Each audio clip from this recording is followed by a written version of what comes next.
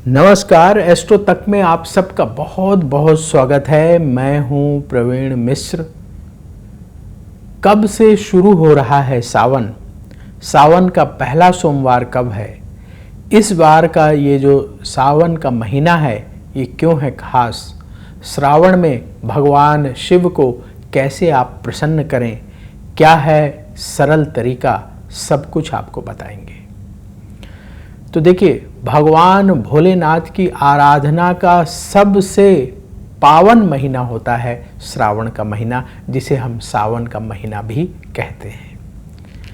तो इस बार जो सावन का महीना है 30 जुलाई 2026 से शुरू हो जाएगा। इस दिन बृहस्पतिवार का दिन है जो इस श्रावण को विशेष बनाता है। बृहस्पतिवार बहुत ही शुभ दिन माना जाता है और इस दिन से श्रावण मास की शुरुआत हो रही है। इस दिन श्रावण मास की कृष्ण पक्ष की प्रतिपदा तिथि है और जब सावन समाप्त होगा वो तारीख होगी 28 अगस्त 2026। श्रावण पूर्णिमा को हर साल सावन समाप्त होता है। तो इस बार 30 जुलाई 2026 से 28 अगस्त 2026 तक का समय भगवान शिव की आराधना का सबसे महत्वपूर्ण समय होगा। तो जो लोग भगवान भोलेनाथ की विशेष कृपा पाना चाहते हैं वो ये डेट नोट कर लें। 30 जुलाई 2026 से 28 अगस्त 2026 तक का ही समय है आपके पास। शिव आराधना करके आप अपने आगे आने वाले समय को बहुत ही अच्छा बना सकते हैं। तो आध्यात्मिक दृष्टि से देखा जाए तो ये बहुत ही पवित्र समय है। भगवान भोलेनाथ बहुत जल्दी प्रसन्न होने वाले देवता माने जाते हैं। सिर्फ जल अर्पण करने से ही प्रसन्न हो जाते हैं। तो इस अवसर में आप भगवान शिव की पूजा कर लीजिए। कैसे पूजा करें, कैसे शिव को प्रसन्न करें, सब कुछ बताएंगे। आप पूरा वीडियो जरूर देखिए। तो इस बार सावन के महीने में 4 आपको सोमवार मिलेंगे। सोमवार का दिन भगवान शिव को समर्पित है। इस दिन भगवान शिव का रुद्राभिषेक अवश्य करना चाहिए। तो पहला सोमवार पड़ेगा 3 अगस्त 2026 को। इस दिन आप भगवान शिव का रुद्राभिषेक अवश्य करें। आपकी जो भी मनोकामनाएं हों रुद्राभिषेक के बाद भगवान शिव के चरणों में निवेदन करें। शिव कृपा से अवश्य आपकी मनोकामना पूर्ण होगी। फिर दूसरा सोमवार आपको मिलेगा 10 अगस्त को। ये सारी जो डेट है ना अपने कैलेंडर में मार्क कर लीजिए कि इस दिन आपको रुद्राभिषेक करना है। और पहले से ही पंडित जी से बात कर लीजिए या आप स्वयं भी कर सकते हैं। हम ऐसा विधान अभी आपको बताएंगे जिससे कि आप स्वयं भी कर सकें, क्योंकि पंडित जी लोग बहुत बिजी होते हैं। आप मंदिर में जाएंगे उनके पास समय नहीं होता। सोमवार का दिन तो सबसे पावरफुल दिन है। तो जिनको पंडित जी की मदद मिल जाए तो आप पंडित जी से रुद्राभिषेक करा सकते हैं, या हम अभी आपको बताने वाले हैं कैसे आप स्वयं भी रुद्राभिषेक कर सकते हैं बिना किसी के मदद की। उतना ही फल आपको मिलेगा, तो वो भी आप कर सकते हैं। तो दूसरा सोमवार आपको कब मिलेगा? 10 अगस्त 2026। तीसरा सोमवार मिलेगा 17 अगस्त 2026 और चौथा और अंतिम सोमवार आपको मिलेगा 24 अगस्त 2026 को। तो ये 4 सोमवार हैं। और ये क्यों हम आपको बता रहे हैं? क्योंकि सोमवार का दिन भगवान शिव को बहुत प्रिय है। इस दिन भगवान शिव का रुद्राभिषेक जो करते हैं भोलेनाथ की विशेष कृपा वो अवश्य प्राप्त करते हैं। तो कैसे रुद्राभिषेक करें, कैसे शिव जी को प्रसन्न करें, हम आपको अवश्य बताएंगे। तो देखिए, आप सब जानते हैं कि भगवान भोलेनाथ बहुत जल्दी प्रसन्न होते हैं और हर तरह की मनोकामनाओं को पूर्ण करते हैं। 9 ग्रहों की शांति हो जाती है भगवान शिव का रुद्राभिषेक करने से। 9 के 9 ग्रह जितने पावरफुल ग्रह हैं वो सब शिव आराधना करते हैं। सारे शनिदेव शिव की आराधना करते हैं, राहु शिव की आराधना करते हैं, सूर्यदेव शिव की आराधना करते हैं, मंगल शिव की आराधना, सब शिव की आराधना करते हैं। सब भगवान भोलेनाथ को प्रसन्न करना चाहते हैं। तो हम भी सीधे भगवान भोलेनाथ को प्रसन्न कर लें तो सभी रुष्ट ग्रह शांत हो जाएंगे।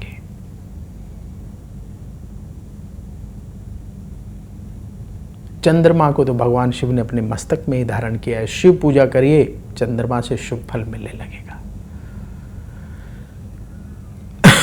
तो बहुत अच्छा अवसर है, हम भगवान शिव को प्रसन्न कर लें इस सावन के महीने में।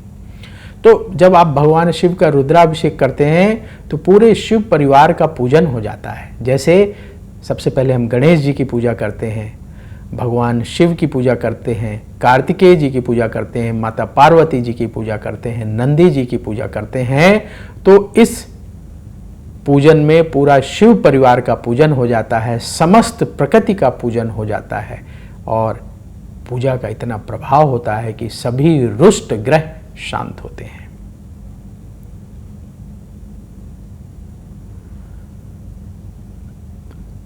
तो शिव कृपा प्राप्त करने के लिए इस सावन के महीने का उपयोग आप अवश्य कर लें। जो भक्त पूरे भक्ति भाव से भगवान शिव की आराधना करते हैं इस सावन के महीने में, आप उनसे पूछिएगा, उनसे बात करिएगा, उनका अनुभव जानने की कोशिश करिएगा। वो यही बताएंगे कि भोलेनाथ ने जितना मांगा था उससे ज़्यादा दिया। आप बात करिएगा, जो पूरे मन से भगवान शिव की भक्ति करते हैं सावन में, उनसे बात करिएगा, वो बताएंगे आपको, अपना अनुभव बताएंगे। तो आप कैसे पूजा करें, क्या है सरल तरीका? एक तो तरीका ये है कि आप किसी विद्वान पंडित जी की मदद ले लें, वो आपको रुद्राभिषेक करा देंगे सोमवार के दिन। अगर उनकी मदद नहीं ले पा रहे हैं, वो नहीं मिल पा रहे हैं, तो आप स्वयं कैसे पूजा कर सकते हैं ये आपको बताते हैं। तो पहले सोमवार की पूजा विधि जान लेते हैं कैसे आपको करना चाहिए, फिर इसके बाद दैनिक कैसे पूजन करना वो भी बताएंगे। तो सोमवार के दिन हमने डेट आपको बता दी है, उस दिन आप समय अवश्य निकाल लें, पहले से जो है तय कर लीजिए कि इस दिन आपको भगवान शिव का पूजन करना है और कम से कम 2 घंटे का समय निकाल लीजिए। तो कोई हड़बड़ नहीं रहेगी, जल्दबाजी नहीं रहेगी। पूजा तो आपकी 1 घंटे में ही हो जाएगी, लेकिन थोड़ा सा मार्जिन लेके चलना चाहिए। 2 घंटे का समय निकाल लीजिए सोमवार के दिन। और समय कब होना चाहिए? सुबह, शाम, दोपहर, रात, जब मौका मिले आप भगवान शिव का पूजन कर लीजिए। सुबह का समय उत्तम माना जाता है, प्रकृति शांत होती है। सुबह सुबह सूर्योदय के समय कर लें, बहुत अच्छा है। नहीं तो जब मौका मिले आप शिव जी का अभिषेक करिए। ये बहाना नहीं चलना चाहिए कि हमारे पास समय नहीं है। 24 घंटे में कभी तो आपके पास समय होगा, उसी समय कर लीजिएगा। तो क्या करना है आपको? अगर आप सुबह पूजा करते हैं तो सुबह जल्दी उठ जाएं, स्नान कर लें और कुछ सामग्री पहले से एकत्र कर लें। जैसे सावन के महीने में भगवान शिव की आराधना करने वाले हर भक्त के पास गंगा जल अवश्य होना चाहिए। तो गंगा जल पहले से मंगा के रख लीजिए। इसके साथ ही दूध, दही, घी, शहद, भस्म ये पहले से मंगा के रख लीजिए। बेलपत्र, धतूरा, आक के फूल अगर मिल जाए तो अच्छा है, नहीं तो बेलपत्र जरूर आपको मिल जाएगा। और बहुत सरल तरीका है, जिनको बेलपत्र ढूंढने में दिक्कत होती है, आपके घर के आसपास जहाँ नर्सरी हो वहाँ से बेलपत्र का बड़ा वाला पौधा ले आइएगा जिसमें खूब सारे बेलपत्र लगे हों और अपने घर में गमले में लगा लीजिए, या लगे लगाए गमले सहित मिलते हैं वो ला करके रख लीजिए। तो आप डेली बेलपत्र चढ़ा पाएंगे और सोमवार को तो अवश्य चढ़ा पाएंगे। बहुत सारे भक्त करते हैं बेलपत्र का गमला खरीद कर ला कर रख लेते हैं, आप भी ऐसा कर सकते हैं। नहीं तो बेलपत्र मिल जाएगा आपको, जहाँ से पुष्प लेंगे, फूल लेंगे वहीं मिल जाएगा आपको। वहाँ धतूरा भी मिल जाएगा, आक के फूल भी मिल जाएंगे। तो सारी सामग्री एकत्र कर लें, नारियल ऋतुफल भी ले लें और भगवान शिव का रुद्राभिषेक किसी शिव मंदिर में जाकर के करें। ऐसे शिव मंदिर में जाकर करना चाहिए जो प्राण प्रतिष्ठित हो, जहाँ बढ़िया से प्राण प्रतिष्ठा भगवान भोलेनाथ की कराई गई हो। और कब जाना चाहिए? जब बहुत ज़्यादा भीड़ ना हो। भीड़ में जाओ तो जल्दी जल्दी करना पड़ता है, धक्का मुक्की होती है, अच्छे से पूजा नहीं हो पाती, उस समय को छोड़ दीजिए।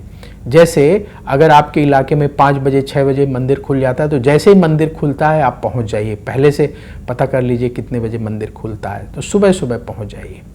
या फिर जो है शाम को जब मंदिर बंद होता है उसके पहले पहुंच जाइए, तब भी कम भीड़ होती है। तो आपको खुद तय करना है कि कब जाना है, कब भीड़ कम होगी, पहले से पता लगा लीजिए। पंडित जी वहाँ जो रहते हैं, पुजारी जी, वो बता देते हैं कि इस समय भीड़ कम होती है।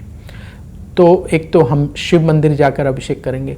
जो लोग नहीं जा पा रहे हैं किसी कारण से शिव मंदिर, तो आप अपने घर में भी शिव जी का अभिषेक कर सकते हैं। अगर आपके पास शिवलिंग हैं, आप शिवलिंग लाकर अपने घर में रख सकते हैं, अपने घर के मंदिर में रख सकते हैं। आप स्फटिक के शिवलिंग ले आइए, आप नर्वदेश्वर ले आइए। नर्वदेश्वर आसानी से मिलते हैं पूजा की दुकान में। नर्वदेश्वर शिवलिंग लेकर के आइए। नर्वदेश्वर शिवलिंग की प्राण प्रतिष्ठा की आवश्यकता नहीं होती है। ये कौन है नर्वदेश्वर शिवलिंग? नर्मदा का हर कंकड़ शंकर। नर्मदा नदी से जो निकलते हैं उन्हें नर्वदेश्वर कहा जाता है। इनकी प्राण प्रतिष्ठा की आवश्यकता नहीं होती, इनको आप सीधे रख करके पूजन कर सकते हैं। तो आप कैसे स्वयं पूजा करें? जो लोग पंडित जी की मदद से कर रहे हो तो पंडित जी बताएंगे आपको पूरा विधान। हम उन लोगों के लिए बता रहे हैं जो स्वयं पूजा करना चाहते हैं। तो सबसे पहले शुद्ध जल भर लीजिए, उसमें गंगा जल मिला लीजिए और सबसे पहले ओम नमः शिवाय बोलते हुए गंगा जल मिले हुए जल से अभिषेक कराएं। जल धीरे धीरे गिराना है, बहुत तेजी से नहीं गिराना है, धीरे धीरे गिराना है। एक बड़ी सी परात रख लें, उसमें शिवलिंग रख लें और धीरे धीरे जल गिराएं।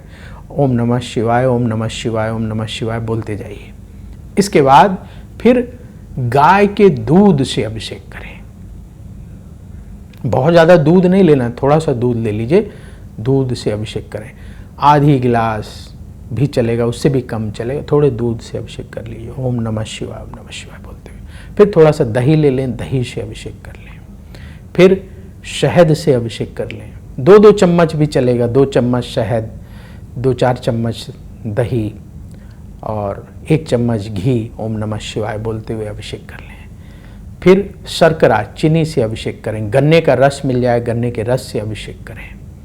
बहुत सारे इलाकों में फलों के रस से भी अभिषेक होता है, जैसे आम का सीजन है, आम मिल जाए तो आम के रस से अभिषेक करें।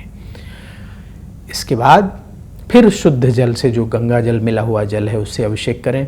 शिवलिंग को अच्छे तरीके से साफ करें और इस दौरान ओम नमः शिवाय, ओम नमः शिवाय चलते रहना चाहिए, बोलते रहिए। और फिर भगवान भोलेनाथ को तिलक लगाएं। चावल को गंगा जल से गीला करके चढ़ाएं, जिसे आप अक्षत कहते हैं। फिर भगवान शिव को पुष्प चढ़ाएं, भस्म चढ़ाएं, बेलपत्र चढ़ाएं। कम से कम 11 बेलपत्र अवश्य चढ़ाना चाहिए। और 1 बेलपत्र चढ़ाएं, ओम नमः शिवाय बोलें, दूसरा चढ़ाएं, ओम नमः शिवाय बोलें। इस तरीके से 11 बेलपत्र चढ़ाना है। और जब शुरू में अभिषेक करेंगे ना, तो उस समय भी एक बढ़िया से गंगा जल से धो करके बेलपत्र रख देंगे, भगवान भोलेनाथ के ऊपर अर्पित कर देंगे। फिर इसके बाद जल से अभिषेक कराएंगे, दूध से, दही से, घी से, शहद से। 1 बेलपत्र रखना चाहिए। तो इस तरीके से आपने भगवान शिव को बेलपत्र अर्पित किया।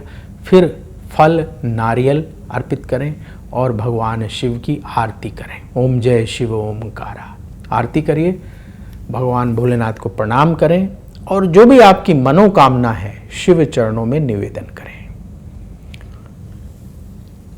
कितनी सरल विधि है। आप घर में ये पूजन कर सकते हैं, मंदिर जा कर के भी पूजा कर सकते हैं। बहुत ज़्यादा समय लगेगा आपको, 10 मिनट, 15 मिनट, 20 मिनट, कितना भी धीरे करेंगे 30 मिनट में हो ही जाएगा आरती सहित।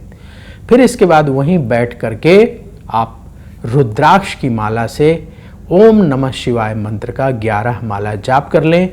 जाप करने के बाद धरती माता को प्रणाम करें, भगवान शिव को प्रणाम करें। फिर जो आपकी मनोकामना एक बार फिर शिव चरणों में निवेदन करें और फिर इसके बाद अपने काम में चले जाएं।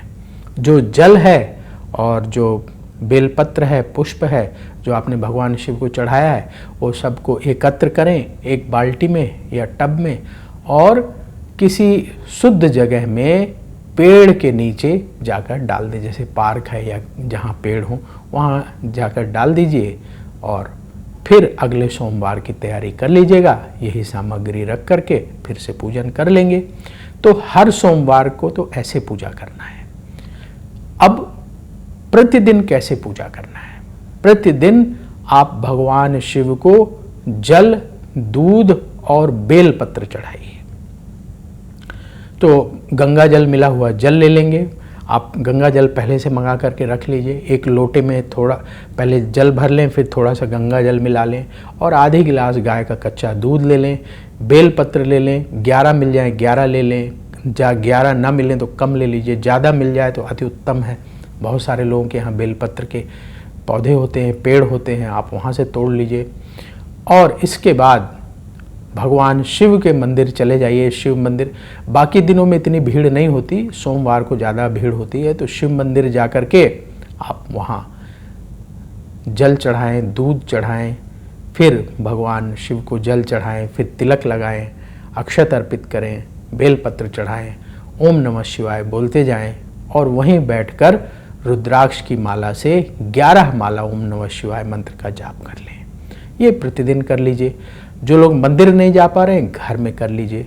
तो मंदिर जाकर करने से थोड़ा सा पॉजिटिविटी ज़्यादा प्राप्त होती है, क्योंकि मंदिर का वातावरण बहुत ही सकारात्मक होता है।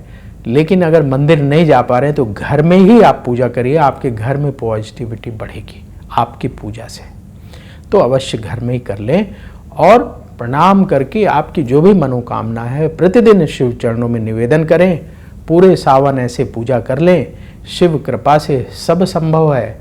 भोलेनाथ अवश्य प्रसन्न होंगे और आप देखेंगे सावन के बाद आपकी जो मनोकामनाएं हैं वो फलीभूत होने लगेंगी।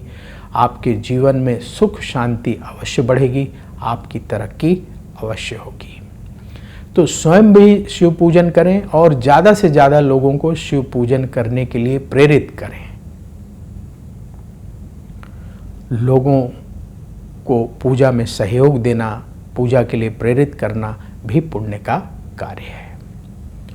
तो अब वक्त हो चला है आपसे विदा लेने का। देखते रहिए अष्ट तक। बोलिए भगवान शिव की जय। अगर आप मुझसे जुड़ करके अपनी समस्याओं का समाधान चाहते हैं और चाहते हैं कि आपकी समस्याओं को ज्योतिष के माध्यम से सुलझाया जाए, तो आप हमसे संपर्क कर सकते हैं, जुड़ सकते हैं एस्ट्रो तक पर।